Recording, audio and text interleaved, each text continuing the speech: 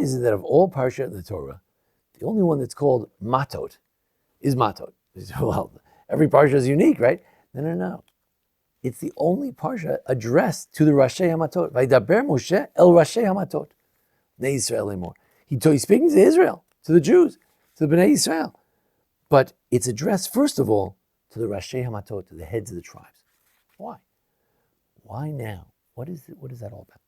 Furthermore, why is it that the Nesiim are involved in everything? The elders, the princes of the tribes are involved in so much. When the Jews fought the war against Midian, Moshe had to go out and see how they did. What did they take? What did they leave? Who did they destroy? Who didn't they? So who went out? Vayetzu Moshe v'Elazar Kohen. Moshe and Elazar. Okay, it used to be Moshe and Aaron. Now Aaron's gone, so it's Moshe and his son Elazar, the Kohen Gadol, the high priest. V'chol Nesiei Edah, and all the leaders, the princes of the tribes, they went out to the Jews to see what's going on. And Moshe got mad. They didn't do what they were supposed to do. Why do you need the leaders of the tribes? Where do we have this? Then, furthermore, when they count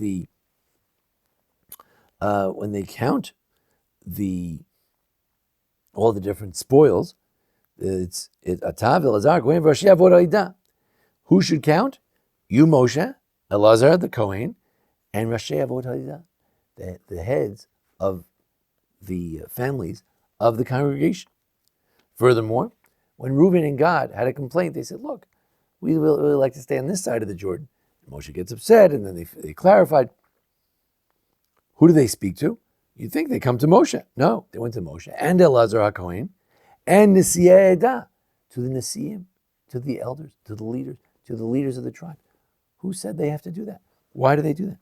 And then we have the problem of the Benot Zelofehad, the daughters of Zelofehad. Also, in Parashat Pinchas, the daughters of Zelofehad said, hey, we want to have a portion in the land of Israel because we have no brothers.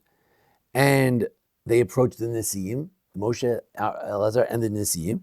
And then the tribes of Menashe said, wait, if the girls get tribal land, they marry someone from another tribe, we lose land in our tribe. So who do they speak to? They speak to Moshe and the Nesiim, Rashi Avot, Livnei Yisrael, the heads of the families of the fathers. Doesn't even mention Elazar. So what's going on? Why all of a sudden, the end of Bamidbar, everything's about the Rashi Hamatot. The whole Parsha is addressed to the Rashi Hamatot. We have laws of vows and annulling vows.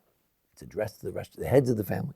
When they have a case, whether it's in Midian or counting the spoils, or whether it's the Benot Zelofehad, the daughters of Zelofehad, or whether it's a tribe of Menashe, everything goes through Moshe, Aaron, and the Nesiim, the heads of the tribes, the heads of the staffs, which is also a tribe, heads of the families, which could also be a tribe. Why is it? And particularly here, the end of Bamidbar. Answer is very simple. The whole point of Bamidbar is Yitchem you ish lamateh. You, Moshe, with you, not just for the counting, like Rashi says, but rather for all matters.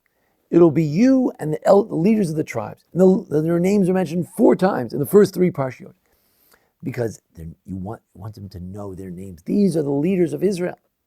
But what happened? Moshe didn't use the system. The system didn't work. Instead of sending the tribal leaders as spies, he sent these other 10, 12 people, and they were no good. Instead of the leaders helping Moshe, no, the leaders were the rebels with Korach. The leaders failed. However, as the book of Bamidbar comes to a close, the original idea comes to fruition, that the tribal leaders are to lead, and therefore anything that goes on at the end of this book, it's Moshe and the tribal leaders. A verse from the beginning of the book, it comes to fruition at the end of the book. Everything that's done must be done not just with Moshe alone, but also the leaders of the tribes, because that's the way it was meant to be. Moshe is not alone. He doesn't have to carry them like a baby on his breast. Rather, Moshe has helpers, the Nesiei Edah. Thank you.